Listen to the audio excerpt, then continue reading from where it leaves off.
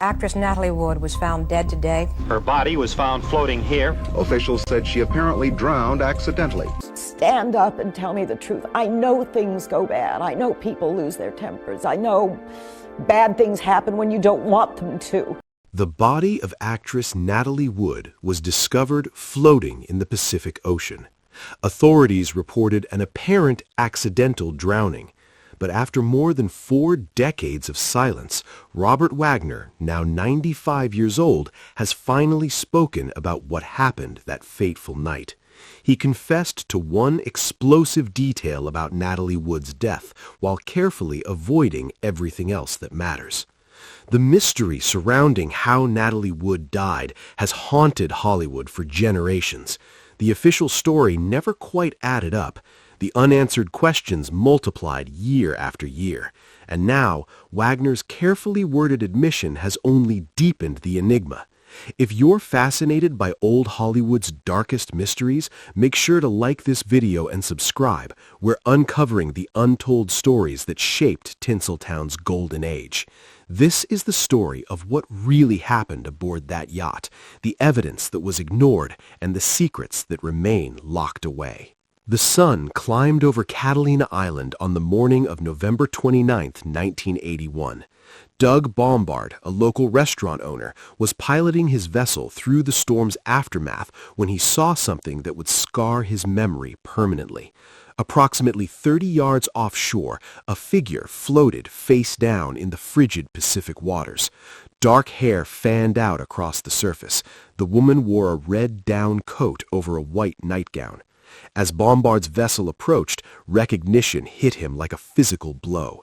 This was Natalie Wood, the child star from Miracle on 34th Street, who'd grown into the romantic centerpiece of West Side Story, a 3-time Academy Award nominee who'd enchanted moviegoers for 40 years, now drifted lifeless in the ocean.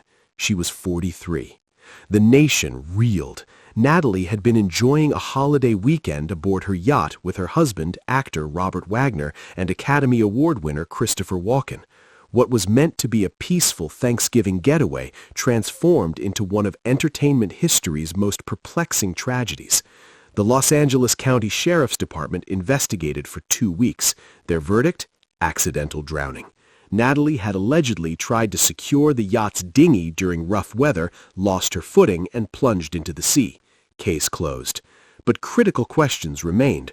What explained Natalie's attire, a nightgown and socks, sleepwear rather than deckwork clothing?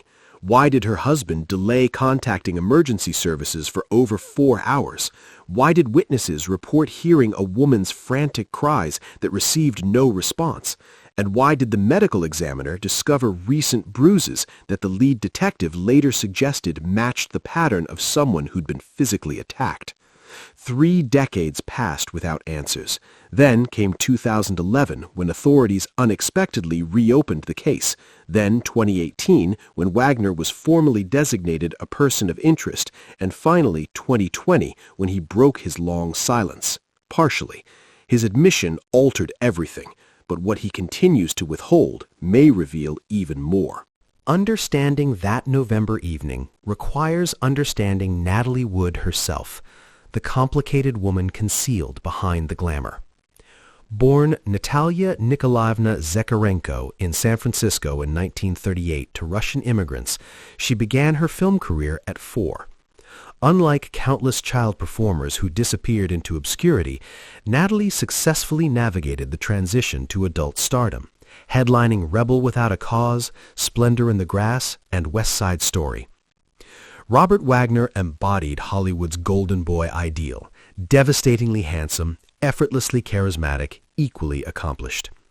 Their 1956 meeting led to marriage within a year, transforming them into the industry's most photographed couple. But perfection proved illusory. By 1962, their marriage had disintegrated. Both had affairs, both pursued independent careers. Then, in 1972, something unexpected happened. They reconciled and remarried aboard a vessel, symbolically embarking on a fresh chapter. The world saw a storybook reunion. Behind the scenes, however, old conflicts persisted. Robert's career had plateaued while Natalie received major film roles. In 1981, she landed Brainstorm, a science fiction thriller. Her co-star was Christopher Walken, recently crowned with an Oscar for The Deer Hunter. According to numerous sources, Natalie and Walken forged a profound working connection, spending extensive time discussing acting technique and fame's nature. All accounts describe it as an artistic friendship. Robert Wagner interpreted it quite differently. Jealousy simmers undetected until specific circumstances trigger explosive eruption. By Thanksgiving weekend 1981, those circumstances had aligned. Wagner drank increasingly. Natalie remained focused on her comeback. Walken embodied everything Robert felt threatened by: youth, career momentum, Oscar prestige, and his wife's attention. So when Wagner proposed a weekend retreat aboard their yacht, the Splendor, he invited Christopher Walken along. Why would a jealous husband invite his perceived rival onto an isolated boat? Perhaps he believed he could control the dynamic, or perhaps he committed a catastrophic error in judgment. Within 48 hours, one of them would be dead. Friday, November 27, 1981. The weather forecast for Catalina Island looked ominous. Captain Dennis Davern voiced concerns, but Robert Wagner insisted. The Splendor departed carrying 4 passengers: Wagner, Natalie, Walken, and Captain Davern. By Saturday evening, the strain had become intolerable. The group decided on dinner at Doug's Harbor Reef. Initially, the mood seemed pleasant. Wine flowed, lobster was served, laughter exchanged. But as bottles emptied, the atmosphere shifted dramatically. Server Mary Ellen Whitaker recalled watching Wagner's expression darken as Walken and Natalie discussed her projects. Paul Anderson remembered overhearing Wagner snap, "Not everyone can afford to live by artistic ideals, Chris." One tourist claimed hearing Wagner mutter, "Some people should remember I'm still her husband." Once aboard the yacht, Wagner extinguished most lights and poured drinks. Natalie suggested everyone retire, but Wagner wasn't finished. An explosive argument erupted between Wagner and Walken. In his 2020 HBO interview, Wagner finally acknowledged what he'd denied for decades. Christopher was telling Natalie what she should do, how she should be. I said, "Why don't you stay out of our life?" And I picked up a wine bottle and smashed it on the table. I was really angry. Captain Davern heard furniture being hurled, raised voices. Natalie's voice, "Stop it, Bob, just stop." Then Walken retreating to his stateroom, then silence. Sometime around 11 p.m., Natalie Wood vanished. The dinghy was later discovered near shore with its engine off. Natalie's body would be found the following morning. But between her disappearance and when rescuers were contacted, 4 hours elapsed. 4 critical hours when Natalie Wood might still have been rescued. Robert Wagner is 95 now. Time is running out.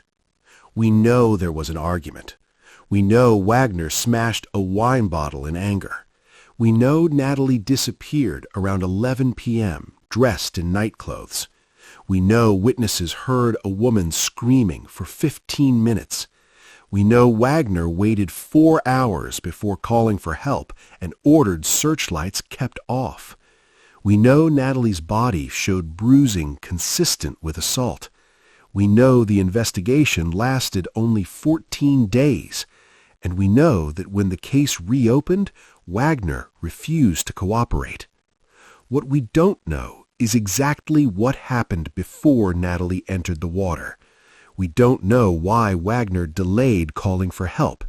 We don't know what he was afraid the searchlights might reveal.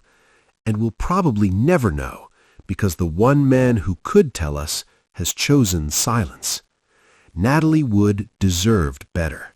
She deserved a thorough investigation. She deserved answers. She deserved justice. Instead, she got 14 days, a hurried ruling, and decades of speculation. Robert Wagner's silence speaks volumes. Perhaps that's exactly what he's been counting on all along. What do you think happened that night? Do you believe Robert Wagner's silence is the silence of trauma or the silence of guilt? Let us know your thoughts in the comments below.